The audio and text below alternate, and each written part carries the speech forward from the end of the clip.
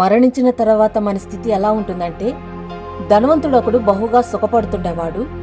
ఇతని ఇంటి వాకిట లాజరు అనే దరిద్రుడు కురుపులతో బాధపడుతుండేవాడు. లాజరు ధనవంతుని బల మీద నుంచి పడే రొట్టె ముక్కలతో తన కడుపు నింపుకొని బతికేవాడు. కొన్ని రోజుల తర్వాత లాజరు చనిపోయాడు, అలాగే ధనవంతుడు కూడా చనిపోయాడు. ఇప్పుడు వీరెక్కడున్నారో తెలుసా? అయ్యా, మంటలు మంటలు మంటలు! తండ్రి నా బ్రహ్మ, అయ్యా నా మీద కనికరపడు నాయనా. లాజరు చేత తన వేలుకొనతో అయ్యా నీటిని అందించు నాయనా. ఈ మంటలు నాయనా, అగ్ని జ్వాలల్లో యాతన పడుతున్నానయ్యా. అయ్యా కరుణించు నాయనా. మీరు మా దగ్గరికి రాలేరు, మేము మీ దగ్గరికి రాలేము. మన మధ్యలో అగాధం ఉంది. దయతోనైనా కనికరం చూపు నాయనా. అయ్యా కనికరించు నాయనా. అయ్యా కనికరించయ్యా.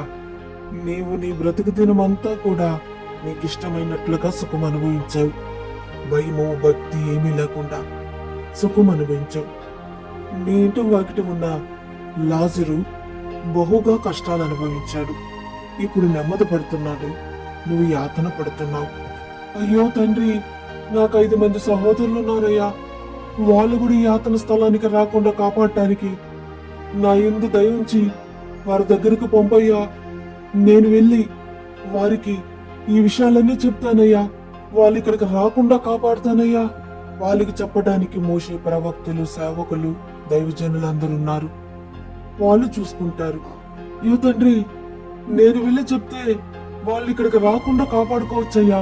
ఇక్కడికి రాకుండా కాపాడటానికి మోషే ప్రవక్తలు, ధర్మశాస్త్రము, దైవజనులు దేవుడు ఏర్పాటు చేస్తున్నాడు.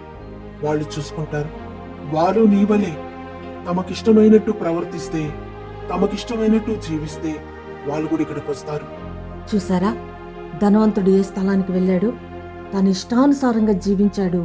ఈరోజు యాతన స్థలంలో యాతన పడుతున్నాడు. అయితే లాజరు కష్టం అనుభవించాడు, ఇప్పుడు నెమ్మది పొందుకుంటున్నాడు.